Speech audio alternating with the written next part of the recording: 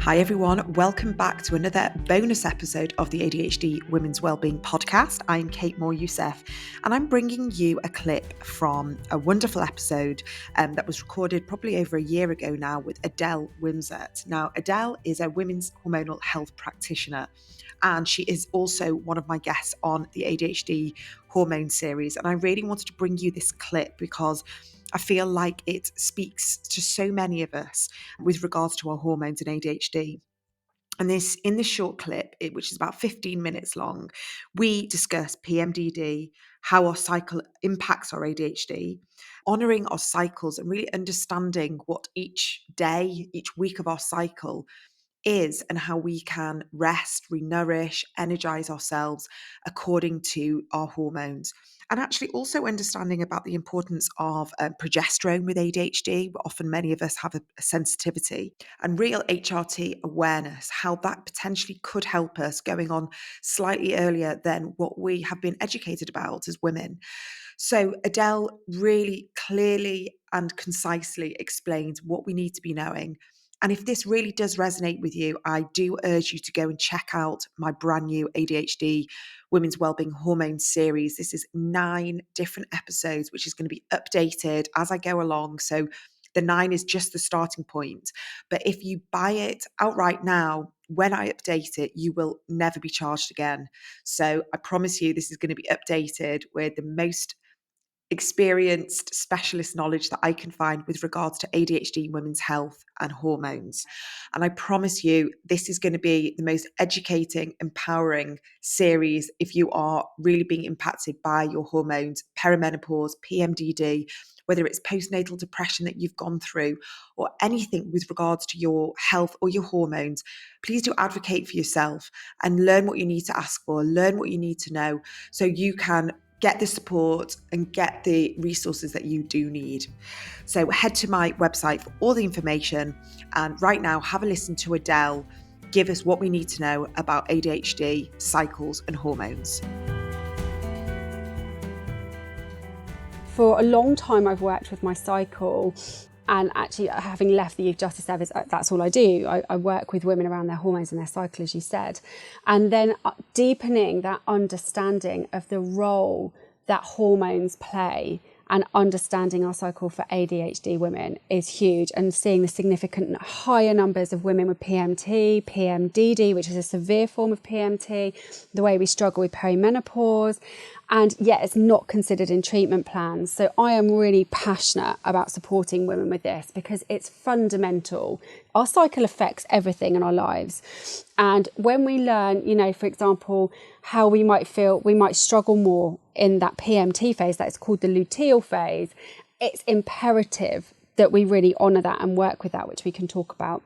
But it was just suddenly that everything makes sense, which I'm sure so many women who get diagnosed, why was I missed all those years? And that kind of that process you go through of reflecting back. And I refuse to allow my daughters to live with that inner dialogue of knowing they were different, but not really understanding why and embracing that. So it's been quite a journey, as it is for so many of us when we get diagnosed in this season of our life. So I think the fundamental thing to realise is this saying, men are linear and women are cyclical. And you start thinking, okay, what does that mean? So from puberty to death, men's hormones do exactly the same thing. They decline slightly, but they do every single day. What's going on from a hormone perspective is the same. But for women who are cycling, it changes every single day. So the hormones in our body don't just give us a period, which is the phase that we're familiar with, or I'm bleeding, or the leading up to it. We're oblivious usually to the fact that we have anything else going on in the rest of the time. Yet these hormones peaking and troughing in they play multiple roles in the body. They affect our cognitive function, our mood balance, our digestion, our immunity, our gut health, our skin elasticity, our temperature. They affect everything. And yet we're expected as women to show up like men do, being the same every single day. And we aren't. What is physiologically going on in our body is changing on a day-to-day basis. And that is why I think so many women crash land into perimenopause, because we've ignored this cycle for decades. And the body goes, I can't do this anymore. We kind of go, which is a very masculine energy. And women are designed to be very in action and outwards for some of the time and very inward and reflective and intuitive the other time. So this ebb and this flow, which correlates this link with the moon. So for women who say it may have had a hysterectomy, are taking contraception, this still applies even if you're not bleeding naturally. This still applies because we tie up with the moon. So the first day, the new moon would be equivalent to the first day of your bleed, and the full moon to your ovulation, which I can explain in more detail. But we are these cyclical beings. And when we start to understand that and apply that to our life, it changes everything. It really does. Instead of pushing through and powering through and being tired and depleted, we fill our cup and then we stop resenting everyone around us. So our relationships become more fulfilling because we've been able to honour that inner slowing down. So yeah, the cyclical nature is probably the quickest way I could summarise that. Yeah, I mean, we are cyclical beings. So I think the important thing to say here, track your own cycle. This is like step one. And then it's understanding that you have 4 distinct phases every single month. Okay, so I will bring in, for women who are cycling naturally, I'll bring in the hormonal stage, and then I'll also bring in the moon phase for those who aren't or a bit more irregular. So the first phase is your pre-ovulation phase, where you're from the day you stop bleeding up until ovulation. And this is like the bear coming out of the cave after hibernation. You're coming out, and every day your energy's rising, you've got much better cognitive function, you know, the action, getting your, you know, everything. I've got post-it notes everywhere in this phase. It's a really good time to set new intentions and plan for the month ahead. Real kind of building energy in this phase. And then we peak at ovulation when estrogen's at its highest. So this would be the equivalent of the full moon. We've got this really abundant, connected energy where we can spend quality time with our loved ones without it grating on us too much, you know, and have this really sort of abundant, positive time. And then slowly those hormones, estrogen starts to decline and progesterone rises. And progesterone can be challenging for ADHD women, you know, because it's this suppressing effect on estrogen.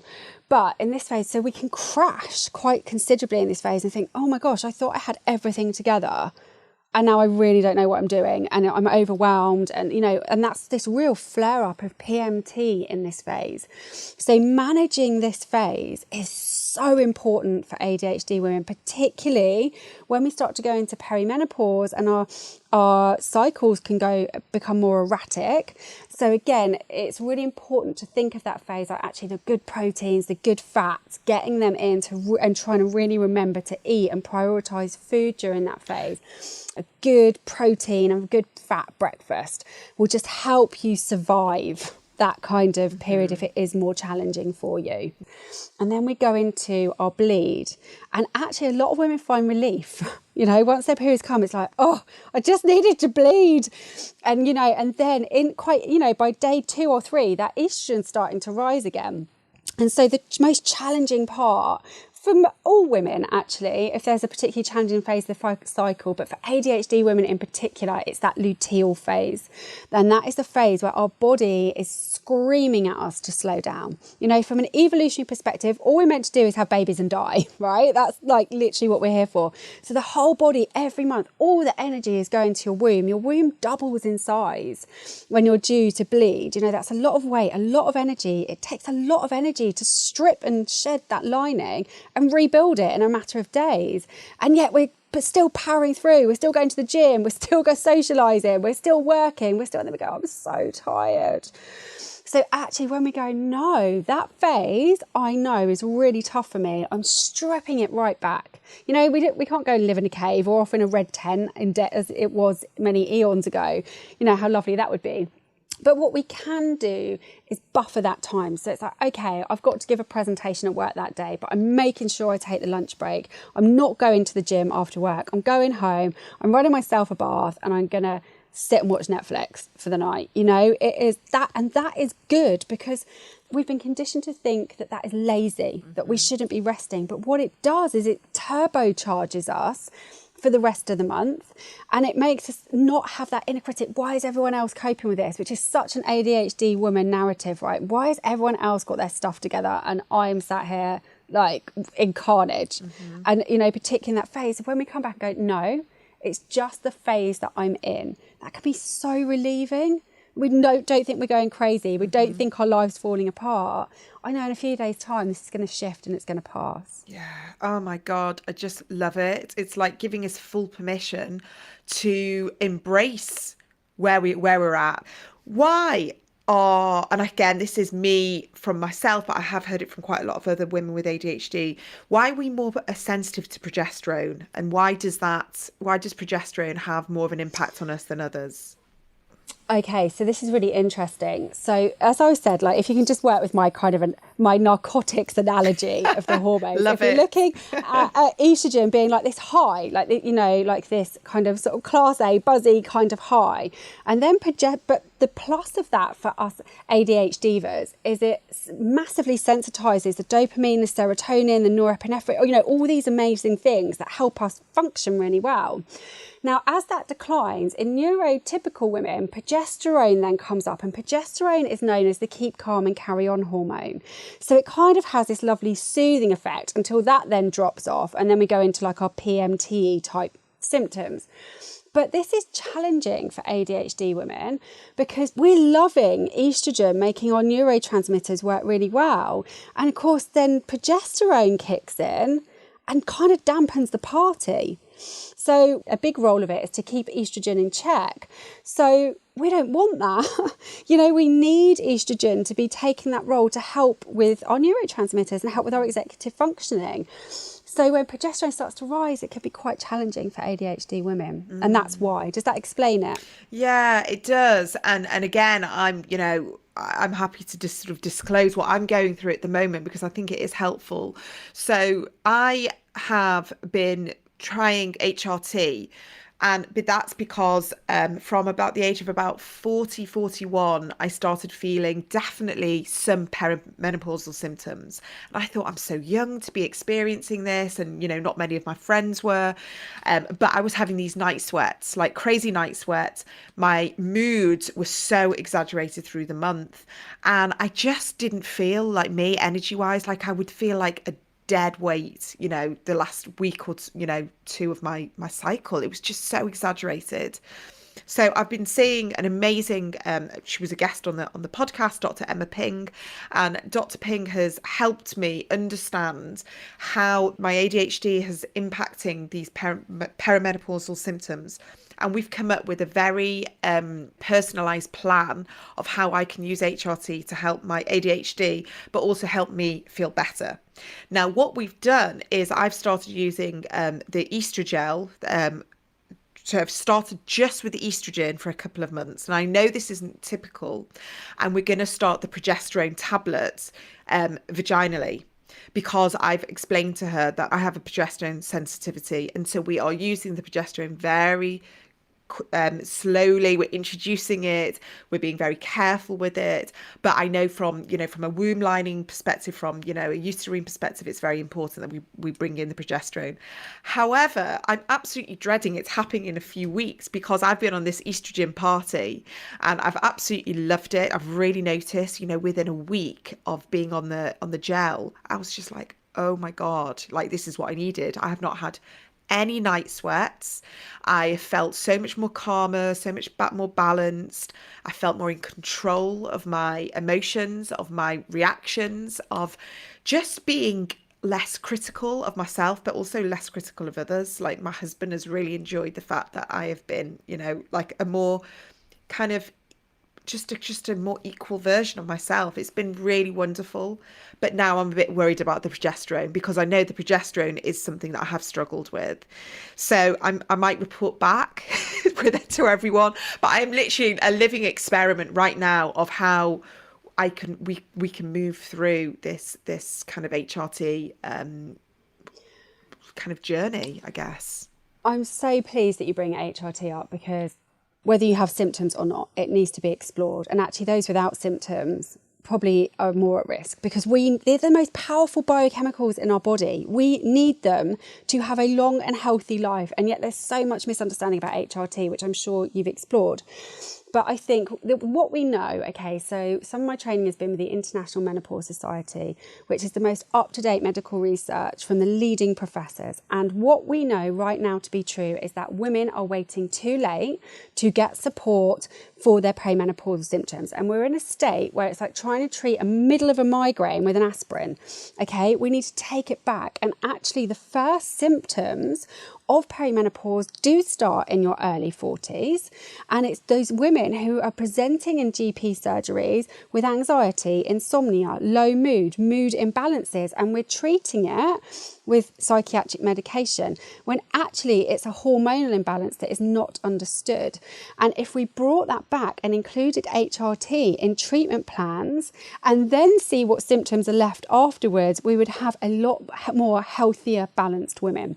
This is the most up-to-date research. So if you are a perimenopausal ADHD woman, I cannot encourage you enough to advocate for yourself to have HRT considered in your plan early.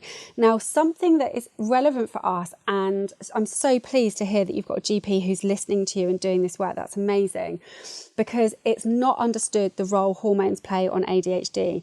So for us to go straight in, so in the first phases of perimenopause, because there's two distinct phases, the first phase is a progesterone deficiency. So progesterone climbs because we stop ovulating. And so you would think, well, give us some progesterone, as you know, that is one model of managing HRT, but actually that could have a detrimental effect on our ADHD. So they might be inclined to bring in the estrogen earlier than they would with a neurotypical person. Now, this is going to take a doctor who's really going to listen to you and really hear you and be really open to, like, for me, body identical hormones taken in the right way, to really manage it before it gets too late. Women should not be waiting until we're in this storm, I'm really trying not to swear, as this storm of symptoms that are then a nightmare to unpick and had this ripple effect on our lives, because then we start going, oh my God, I'm shouting at the people I love the most. Who am I? I don't know. Who have I become?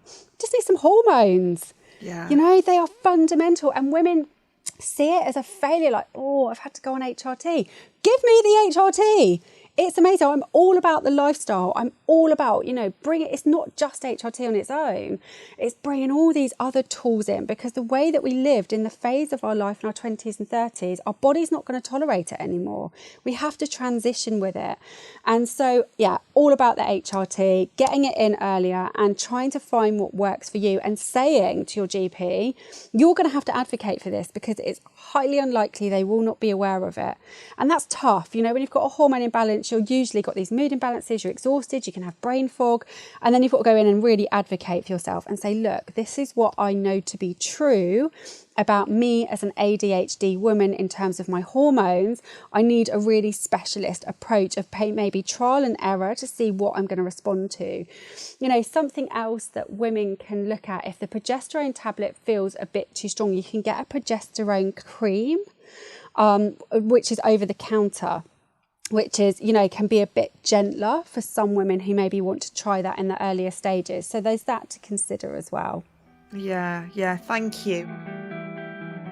Thank you so much for joining me on today's episode. I hope you found what you were looking for in this conversation, and it's helped guide you towards some further self-healing, self-exploration, and most importantly, self-acceptance.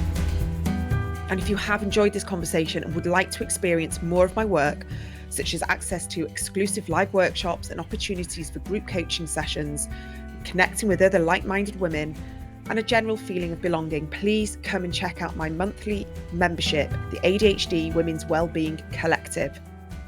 I've made it as affordable as possible, and I offer you lots of resources and opportunities for connection and support from other women all around the world being diagnosed with ADHD later on in life. I'd absolutely love to see you there. All the details are in this episode's show notes or on my website, adhdwomenswellbeing.co.uk. See you in the next episode.